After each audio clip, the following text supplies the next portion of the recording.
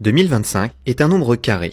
En effet, 2025 égale 45 fois 45, et ça s'interprète géométriquement. On peut disposer 2025 petits cubes de manière à former un grand carré de côté 45. Et 2025, c'est aussi la somme de tous les nombres impairs de 1 jusqu'à 89, et ça aussi, on peut le visualiser géométriquement.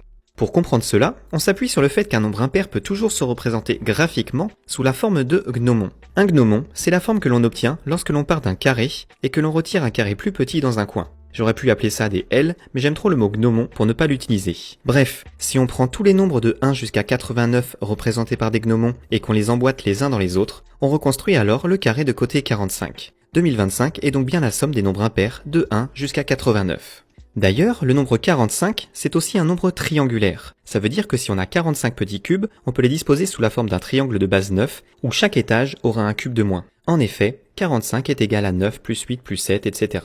Le nombre 2025, c'est donc le carré de ce nombre triangulaire, ce qui permet de découper le grand carré de côté 2025 en 9 gnomons de plus en plus grands. Et ça, c'est une propriété intéressante, puisque ça fait de 2025 la somme des 9 premiers cubes. 2025 égale 1 au cube, plus 2 au cube, plus etc. jusqu'à plus 9 au cube. Pour montrer cela, on va réorganiser nos 2025 petits cubes. Le cube seul, c'est donc 1 au cube. Le gnomon de côté 2 est constitué d'un carré de côté 2 et de 2 demi-carrés, soit 2 carrés de côté 2. Ça donne donc un cube de côté 2. Le gnomon de côté 3 est constitué de 3 carrés de côté 3. Il permet donc de construire un cube de côté 3. On peut de même construire des cubes de côté 4, 5, 6, etc.